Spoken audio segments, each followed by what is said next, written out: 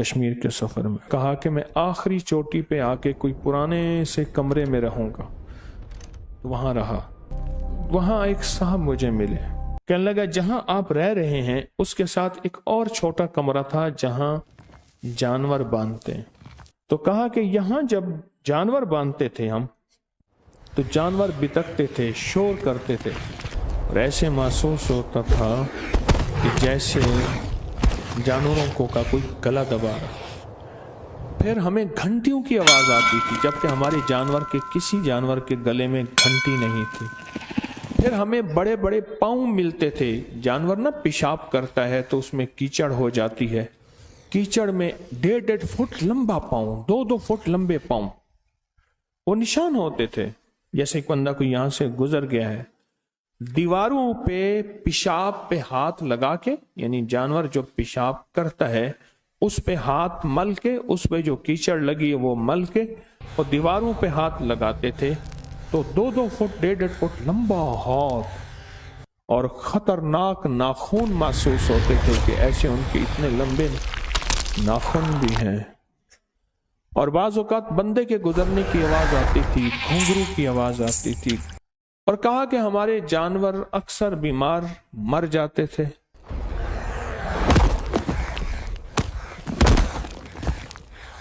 اور ہر وقت تیز دھار چھری ساتھ رکھتے تھے، پتہ نہیں کیا ہوگا، یا پھر بعض اوقات چیتا اٹھا کے لے جاتا تھا ہمارے جانور، وہاں چیتے ہیں۔ یہ صورتحال تھی۔ کہا کسی نے مجھے کہا میں تمہیں 1 سال سے دیکھ رہا ہوں، تم مسلسل غریب اور کمزور ہوتے جا رہے ہو، اس کی کیا وجہ ہے؟ بھائی میں کیا کہوں، پچھلے 1 سال سے جن اور بدروحوں نے میری زندگی کا سکون چھین لیا ہے۔ نہ گھبرو، مجھے ایک ایسی جگہ پتا ہے جہاں تمہارا مسئلہ حل ہو سکتا ہے۔ اس جمعرات لاہور میں ابکاری جانے کے لیے تیار ہو جاؤ۔ میں 2 وقت کی روٹی بھی نہیں کھا سکتا، لاہور کیسے جاؤں؟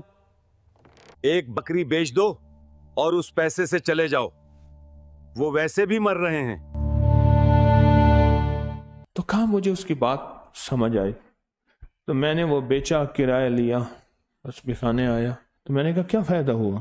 تو کہا ایک دفعہ میں نے محسوس کیا کہ جانور کا گلا دبایا ہوا ہے اور جانور تڑپ رہا ہے۔ اسے چھوڑ دو۔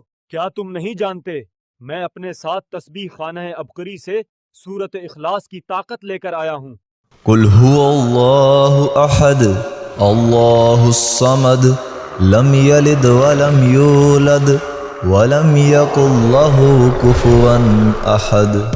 اور رات کو میں نے خواب دیکھا، ہم تمہیں مزید تنگ نہیں کریں گے، بس تسبیح خانہ جانا چھوڑ دو اور سورہ اخلاص پڑھنا چھوڑ دو۔ اچھا وہ بندہ مجھے ملا، مجھے کہنے لگے جی میں نے ان سے وعدہ کیا ہے کہ میں تسبیح خانے بھی نہیں جاؤں گا، قل واللہ بھی نہیں پڑھوں گا۔ میں نے کہا اگر اس میں جاؤں، میں کہ تو نے کیوں وعدہ کیا تھا؟ ایک بندہ آئے کہے کہ میں اللہ کا نام تو نہ لے، اور وہ کہے میں نہیں لوں گا، وہ تو خود وعدہ ہی نہیں ہے۔ تو آج کے بعد بہت زیادہ سورت قل واللہ پڑھ، اخلاص پڑھ۔ مجھے کہنے لگا کہ بس آپ نے بتایا نا سورت قل واللہ پڑھنی ہے، میں نے دن رات پڑھی، بہت پڑھی، چرواہا ہوں۔ کہا کہ اس کے بعد جو رب نے پھر میرے مال میں برکت دی، برکت دی، برکت دی۔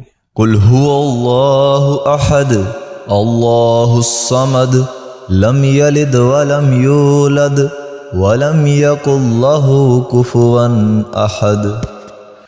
نہ چیتا آیا، نہ پھندا آیا، نہ میرا جانور ہے۔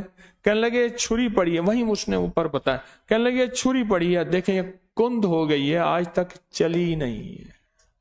اور کہنے لگا میری چھری پہ اکثر خون لگا رہتا تھا۔ الفاظ کیا ہیں؟ اکثر جانور ہی ذبح کرتا رہتا، بیچارہ خون لگا رہتا تھا۔ ہم نے دیوسائی بنایا ہوا ہے اپنے گھروں کو، اپنی دکانوں کو، اپنی زمینوں کو، اپنے دفتروں کو، اپنی زندگیوں کو، اپنے گھر مال کو، اپنے اسباب کو، اپنی فیکٹریوں کو، اپنے باغوں کو، ہم نے تو بنایا ہوا ہے دیوسائی۔